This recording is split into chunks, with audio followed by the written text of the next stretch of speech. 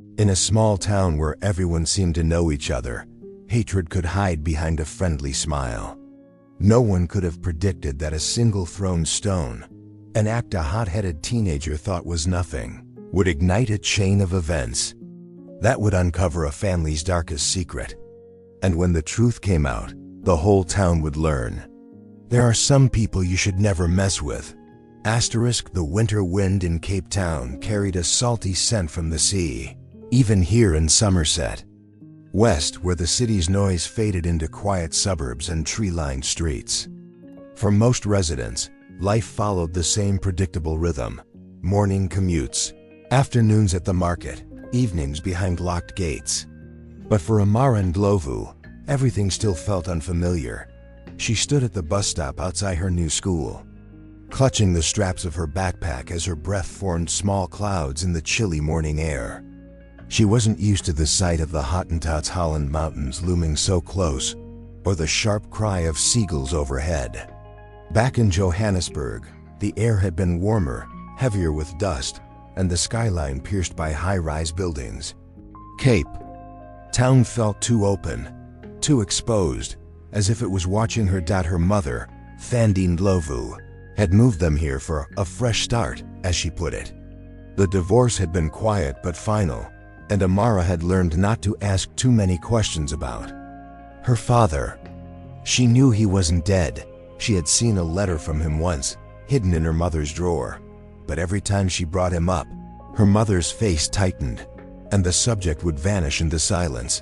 The school gates creaked open at 7:45 a.m., and Amara joined the steady stream of students in navy blazers and neatly pressed skirts or trousers.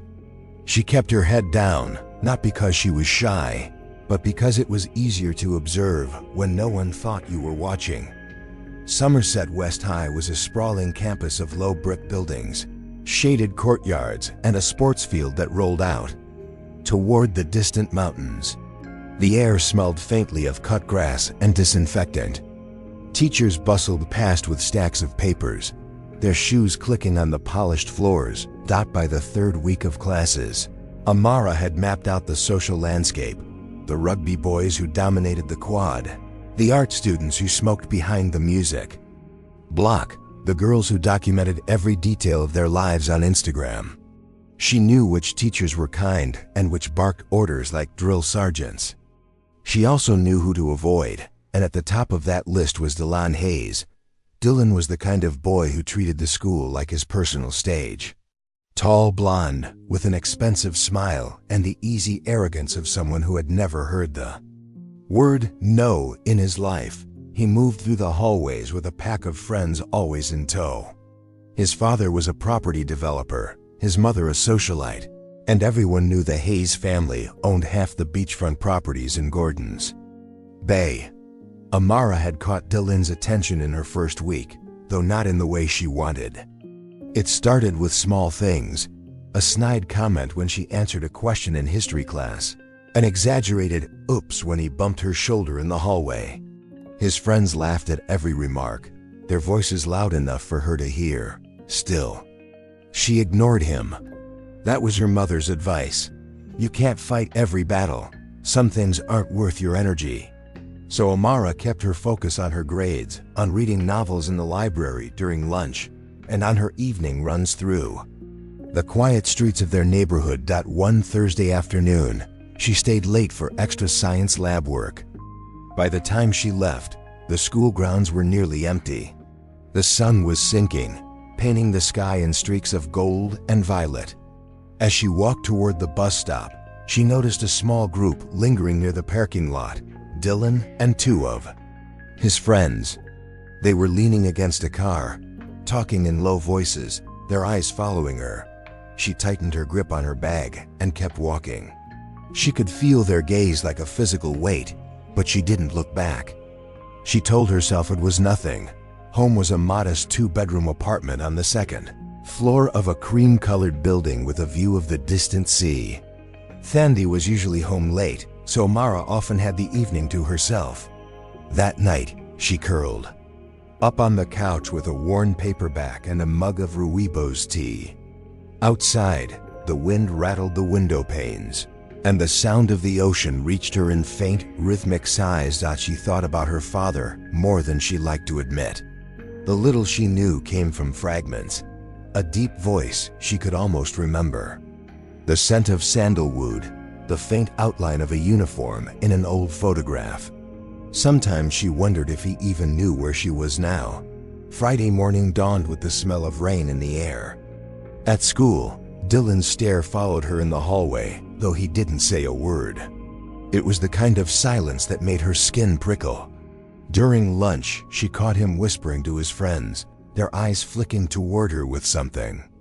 Between amusement and malice, by the final bell, the clouds had broken and the sun blazed down again, steaming the wet pavement. Amara walked toward the bus stop, her shoes squelching slightly. Behind her, she heard footsteps, quick, deliberate. "Hey, Ndlovu." Dylan's voice cut through the air. She didn't stop, didn't turn around. "You think you're better than us?" She kept walking, telling herself she wasn't going to give him the reaction he wanted. But the sound that followed, the sharp scrape of a shoe against gravel, the rush of air, made her flinch. She didn't see the stone until it struck her shoulder, hard enough to make her stumble. Laughter erupted behind her. Not loud, not raucous, but sharp and cruel, the kind that could slice through the skin. She turned slowly, her eyes locking on Dylan's smirk. It was only a small stone. It didn't leave a mark, but something in the way he looked at her, as if she were nothing, lit a fuse deep inside her. She said nothing, just turned back toward the bus stop, her steps measured, her heart pounding. That night, she told her mother about it in the simplest terms. Fandy's hands froze over the chopping board. For a moment, she didn't speak. Then she set down the knife, wiped her hands, and said quietly, "Don't worry about Dylan Hayes. Just don't engage." But there was something in her mother's voice, not fear, exactly, but a warning, that made Amara wonder. And when she asked, "Why?" her mother only shook her head and changed the subject. What Amara didn't know was that the stone Dylan had thrown had done more than bruise her shoulder. It had cracked open a door to a past her mother had fought to keep shut. And once that door opened, nothing in Somerset West would be the same again. The weekend passed in a slow blur of overcast skies and the scent of rain drifting in from the sea. Amara tried to bury herself in schoolwork, but her mind kept circling back to the sharp sting of that stone on her shoulder, to Dylan's smirk, to the laughter that had followed. It wasn't just the act itself. It was the way it made her feel like she was invisible at the same time. Invisible in her worth. Visible only as a target. Her mother didn't bring it up again. But Amara noticed the way Fandy lingered by the window that Saturday evening, watching the street below as if expecting someone. When Amara asked, she only said she was keeping an eye on the weather, though the skies were perfectly clear. By Monday morning, the air was crisp and the sun sharp. Amara told herself it would be a normal day. She would avoid Dylan, keep her head down, and focus on her classes. She repeated that to herself like a mantra as she walked through the school gates. But Dylan was already there. He leaned against the low wall near the entrance, his friends clustered around him. The moment their eyes met, even across the distance, Amara knew this wouldn't be the end of it. He didn't say anything in the first half of the day, but she felt his presence like static in the air. A glance in the hallway, a smirk in the cafeteria, the low ripple of laughter when she walked past his table. It was a game to him, the kind where he made the rules, and she wasn't supposed to fight back. The breaking point came after school. Amara stayed late again, working on a biology project in the lab. By the time she stepped outside, the campus was nearly deserted, shadows stretching across the asphalt. She was halfway to the bus stop when she heard the familiar sound of footsteps behind her. "Hey, Ndlovu." Dylan's voice carried that same mockery as before. She kept walking. "I'm talking to you," he said, quickening his pace until he was walking beside her. His friends trailed behind, grinning like they were watching a comedy show. "What's your problem?" she asked without looking at him. "My problem?" He laughed. "You think you're better than everyone here. Walking around like you're too good to talk to people. What, because your mommy's a nurse, now you're special?" She bit the inside of her cheek, forcing herself not to react. Then he stepped in front of her, blocking the sidewalk. "You know what I think? I think you need to be reminded where you stand." Before she could move, he pulled something from his pocket, another small stone. He tossed it in his hand casually, as if deciding what to do with it. Amara's heart pounded, but she refused to step back. "You should leave me alone," she said quietly. Dylan smirked. "Or what? You gonna tell your mom? Go ahead. See what good it does you." And then, not hard, but deliberate, he flicked the stone toward her face. She dodged, and it clattered to the pavement. His friends laughed again, the sound grating against the fading light. For a moment, Amara thought it would end there. But Dylan wasn't done. He reached out suddenly and grabbed her wrist, his fingers digging into her skin. That was when something inside her snapped. She yanked her arm, free with more force than she expected. The movement startled him enough that he stepped back. She didn't wait for him to recover. She turned and walked away, every muscle tense, her breath coming fast. By the time she reached home, her hand was still tingling from where he'd held it. Thandi noticed immediately. "What happened?" she asked. "Nothing," Amara said quickly. Thandi stepped closer, eyes narrowing. Amara hesitated, then told her. Not everything, but enough.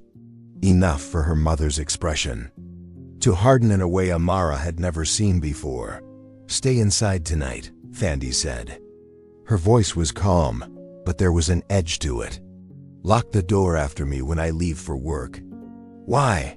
"Because I'm going to make a call," Thandi replied, already reaching for her phone. Amara wanted to ask who she was calling, but the look in her mother's eyes stopped her. That night, she heard her mother's low voice from the balcony, speaking in a language Amara barely understood. Kosa. The words were quick, clipped, deliberate. A name came up, Joe, and then silence. The next day at school, something was different. Dylan was still there, still loud with his friends, but his glances at Amara were sharper now, edged with something new, curiosity. During lunch, one of his friends leaned in and whispered something to him. Dylan froze for a split second, then laughed it off, but his gaze drifted toward her again, this time lingering. By the final bell, Amara could feel it in the air. The game was shifting, though she didn't yet know why. She wouldn't find out until Wednesday afternoon, when Dylan's older brother showed up outside the school gates in his father's expensive black SUV. The brother didn't even look at Dylan. His eyes went straight to Amara as she stepped out of the building. "You're Ndlovu's daughter," he said flatly. Amara froze. "Who?" But before he could answer, Dylan appeared at his brother's side, pale and tense. His brother glanced at him, then back at her. "You should tell your father to stay out of Somerset West." And then they were gone, the SUV disappearing into traffic. That night, Amara asked her mother again about her father. This time, Thandi didn't deflect. "There are things you don't." "No, Amara," she said, her voice low. "Things I never told you to keep you safe. But if Dylan Hayes knows your father's name, then it's too late to keep it from you." Amara's pulse quickened. "Who is he?" Thandi met her eyes. "Your father is Joseph Ndlovu. And if the Hayes family knows that, then we may have a problem." The morning after the SUV confrontation, Amara walked to school with her hood pulled low over her head, even though the sky was bright and clear. The street was quiet, but she felt eyes on her, not just the usual stares from neighbors curious about the new girl, but sharper, weighted ones. She kept replaying the man's words in her head. "Tell your father to stay out of Somerset West." She didn't know what they meant, But the fact that Dylan's face had lost its smugness when the SUV pulled up told her one thing. Whatever history existed between her father and the Hayes family, Dylan knew enough to be afraid of it. That should have brought her some relief. It didn't. At school, whispers had already started. She caught fragments of conversation as she passed clusters of students. That's her. The one with the dad. Hayes doesn't mess with them. It was strange. The tone wasn't mocking anymore, but wary. Dylan avoided her most of the day, but not completely. At lunch, when she sat alone near the edge of the field, he walked past with his friends. He didn't say anything, but his glance lingered just long enough to make it clear. The silence wasn't surrendered. By the end of the day, she understood why. She was pulling books from her locker when a folded note slid across the metal door. She opened it, expecting some stupid insult, but it wasn't from Dylan. The handwriting was neat, almost formal. Meet me at the old rugby stands after school tomorrow. We need to talk. Jay and Amara's pulse quickened. She had never seen her father's handwriting.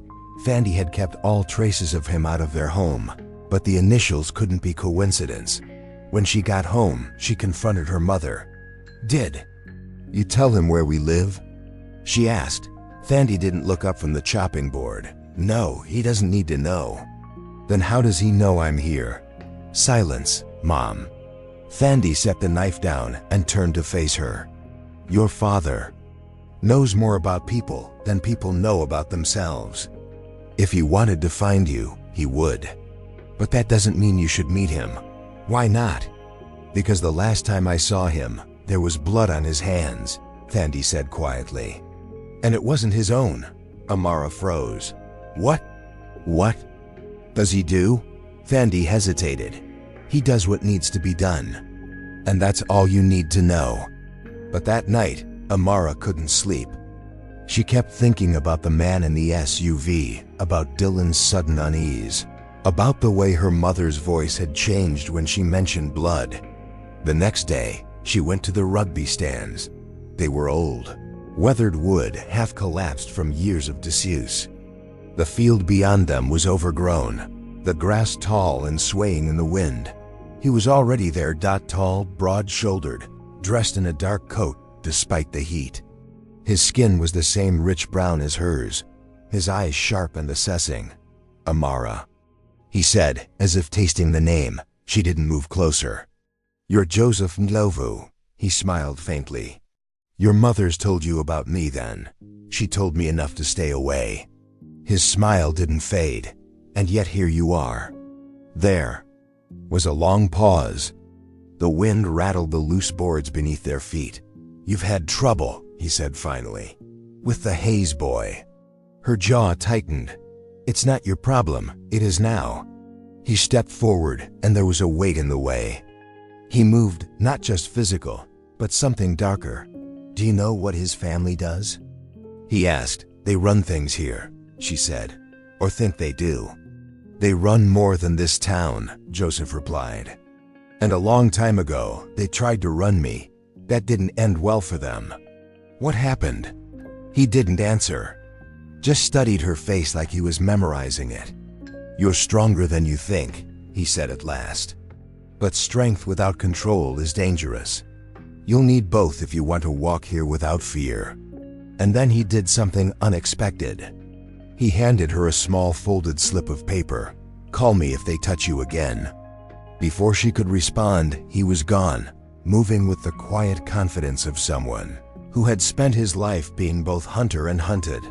The rest of the week blurred into a strange new reality. Dylan didn't speak to her, but he didn't stop watching. The whispers at school grew louder, and now some carried an edge of fear. Teachers noticed the tension but didn't intervene.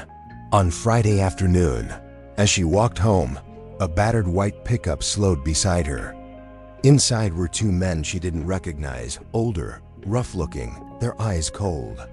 One of them leaned out the window. You tell your old man to watch himself, he said. This isn't his city. The truck pulled away before she could answer. When she got home, she found Fandy waiting with her arms crossed. What did you do? I met him, Amara said, before she could stop herself. Thandi's expression didn't change, but her voice dropped to a whisper. You have no idea what you've started. That night, Amara dreamed of the rugby stands, of the wind in the tall grass, of her father's voice telling her she was stronger than she thought. And in the shadows behind him, she thought she saw Dylan, not smirking this time, but watching with a look she couldn't quite read. The first sign of trouble came on a Monday morning, heavy clouds hanging low over Somerset West like a lid. Amara stepped through the school gates and instantly sensed something was off. Students clustered in tight knots, their chatter hushed. Eyes darting toward her, and then away. She spotted Dylan near the cafeteria steps. He was talking to a group of older boys she'd never seen before, not students, judging by their street clothes and the way they carried themselves. One of them caught her looking and grinned. Slow and mean. It wasn't until the lunch bell that she realized what was happening. She had just stepped into the courtyard when a hand clamped onto her backpack and yanked her sideways. Before she could react, she was shoved into the narrow space between two buildings. 3 boys blocked the only exit. Dylan stood behind them, his smirk back in place. But now there was something sharper in his eyes, the kind of satisfaction that came from thinking he'd already won. Thought you could run your mouth and hide behind Daddy? He sneered. Amara kept her back straight. I don't need my father to deal with you. Oh, I think you do. Dylan stepped closer, the others fanning out to block her path completely. Thing is, your old man made a lot of enemies here, and some of them are very happy to make sure you pay for it. One of the older boys pulled something from his jacket, a length of chain, the links clinking together like metal teeth. Amara's pulse spiked. She wasn't afraid of Dylan, but 3-on-1 in a tight corner was different. She glanced upward, gauging the ledge above the alley, too high to reach without help. Dylan stepped closer again. You can tell him, he said, voice low, that Somerset West doesn't belong to him. Not now, not ever. The first boy lunged. Time seemed to slow. Amara twisted aside, the chain snapping through the air where her shoulder had been. She grabbed the attacker's wrist and shoved him sideways into the brick wall. He grunted and the chain clattered to the ground. Another boy came at her, and she ducked, sweeping his legs out from under him. He hit the ground hard, but the third one had already moved in, grabbing her arm. And then a voice deep, cutting through the noise like a blade. Let her go. The alley fell silent. Joseph stood at the entrance, his dark coat moving in the wind. His gaze locked on Dylan, and the smirk died instantly. You have 2 seconds to walk away, Joseph said. The boy with the chain scrambled back, clutching his wrist. The one on the ground got to his feet, avoiding Joseph's eyes. But Dylan didn't move. This is between me and her, he said. But his voice cracked just enough to betray the fear under the bravado. Joseph took a single step forward. And even in the dim alley light, there was no mistaking the weight of that movement. It was the step of a man who had ended fights before they began, and ended people, too. Dylan's jaw tightened, but he backed away. As the boys disappeared into the courtyard, Joseph turned to Amara. You all right? She nodded, her hands still shaking. How did you know I've been watching, he said simply. They weren't going to stop, not until I made them. They walked in silence until they reached the edge of the school grounds. There, Joseph stopped. This isn't over, he said. The Hayes family won't forget this. And next time, they might not come for you in daylight. Then teach me, Amara said before she could stop herself. Joseph studied her for a long moment. Your mother wouldn't want. My mother's been keeping me in the dark my whole life, she interrupted. You said I need strength and control. Then give me both. His expression didn't change, but something shifted in his eyes. All right, he said finally. But once you start down this path, there's no going back. That night, Amara dreamed again, but this time, she wasn't trapped in the alley. She was standing in the open field, her father beside her, the wind in the grass whispering like a warning. The next morning, the rain had cleared, leaving the streets slick and gleaming under a pale sun. Amara woke before her alarm, the events of the day before still sharp in her mind. The chain glinting in the boy's hand, Dylan's smirk faltering. When Joseph appeared, the way her father's presence had shifted the entire atmosphere, like someone had flipped a switch from danger to inevitability. Her mother had already left for work, but a note sat on the kitchen counter in her precise handwriting. Breakfast in the fridge. Don't be late for school. There was no mention of the fight, no hint she knew anything had happened. Joseph, however, was waiting outside. "Come with me," he said, without preamble. They walked in silence to the edge of the neighborhood where the streets gave way to open ground, a patch of dry, uneven land dotted with low shrubs. The air smelled faintly of rain and soil. "You want to be ready next time," Joseph said. "Then we start now." He showed her the basics first: how to keep her stance balanced, how to turn an opponent's momentum against them, how to use the smallest shifts in weight to predict an attack. His movements were precise, almost economical, yet everyone carried an undeniable force. "You don't need to be stronger than them," he told her. "You need to be smarter, faster, and you need to know when not to fight." They trained for hours.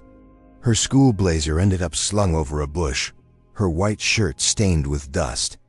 By the time they finished, her legs ached and her arms trembled. But there was a strange lightness in her chest, the kind that comes from knowing you're no longer completely at someone else's mercy. When they walked back toward the road, Joseph slowed. "They'll come again. The Hayes family doesn't like losing face. You embarrassed them yesterday." "Good," Amara said before she could stop herself. Joseph glanced at her. "Careful with that. They're not like Dylan, his father. He plays a longer game." That longer game revealed itself sooner than expected. That evening, as Amara was leaving the corner store, she saw it, a black SUV idling across the street, its tinted windows giving nothing away. It wasn't there when she entered. She felt eyes on her even though she couldn't see them. When she told Joseph, he only nodded grimly. Hayes Sr. is watching, waiting for the right moment. Her mother overheard and slammed the dish she was holding onto the counter. "You said you'd keep her out of this," she snapped at Joseph.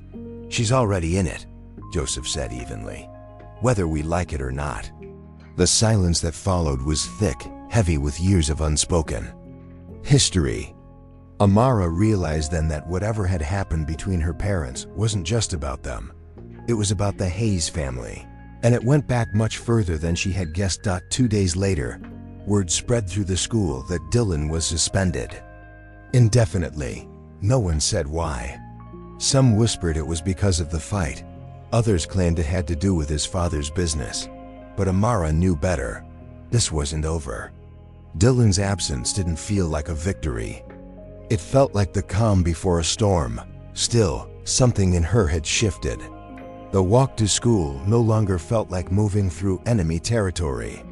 She caught herself meeting people's eyes more often, walking with her shoulders back. One afternoon, she found herself at the old rugby stands where Joseph sometimes went to smoke. He was already there, leaning against the cracked wood. "You're picking things up faster than I expected," he said without looking at her. "I've had a good teacher," she replied. He gave the faintest smile. "Remember, strength isn't for proving yourself. It's for protecting what matters." Amara nodded, though part of her still wanted the satisfaction of making Dylan eat his words. That weekend, the SUV was back. This time, it didn't just watch. Joseph had been right. The Hayes family didn't fight in the open. They waited, tested, and struck when their target was least ready. The SUV followed Amara for 3 streets before turning away. She didn't tell her mother. She told Joseph instead. He didn't look surprised. "They're measuring you," he said, "trying to see if you're a liability or a threat." And his eyes were hard. We make sure you're the second."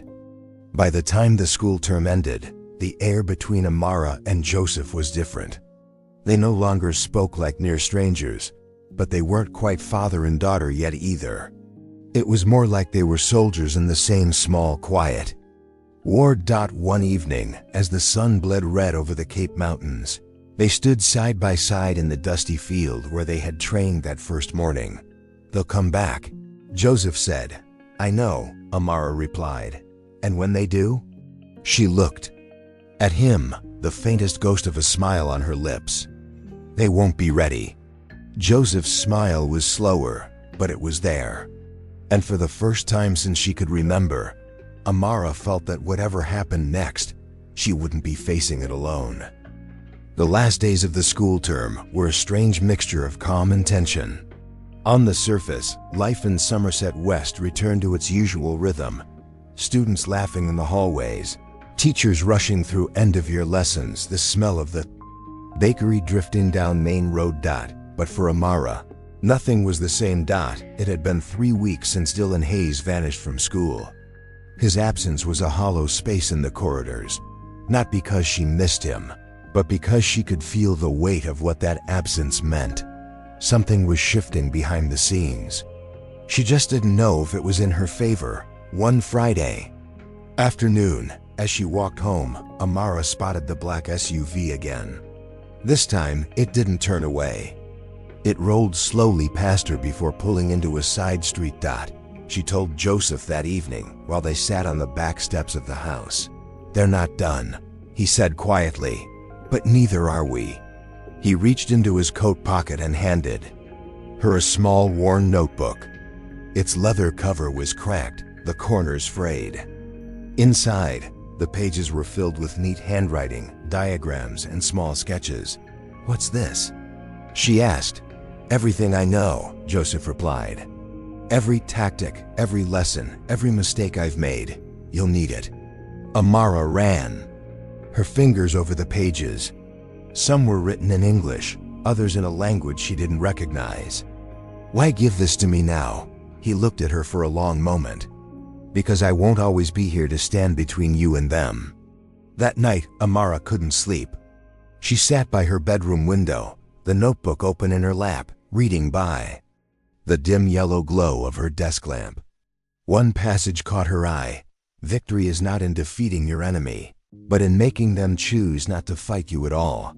She thought about Dylan's smirk the day he threw the stone, and about the SUV's slow, deliberate pursuit. The Hayes family didn't just want revenge, they wanted control. And control, she realized, was something she could take back. The next morning, she made a choice. When the SUV appeared again, Amara didn't turn away. Instead, she stopped walking and stared directly at it. For a moment, nothing happened. Then the tinted window rolled down halfway, revealing a man she didn't recognize, older, pale-eyed, his mouth curved in a faint smile. "Amara Josephs," he said, his voice smooth, almost polite. "Tell your father we'll be seeing him soon." She didn't flinch. "Tell him yourself."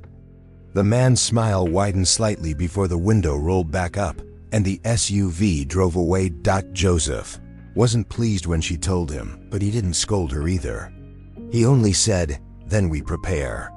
Their training became sharper, more deliberate. They practiced in the field at dawn, in the cramped kitchen after dinner, even in the shadowed alley behind the store where the first confrontation had happened. The more they trained, the more Amara felt the shift inside her. She was no longer the girl waiting for something bad to happen.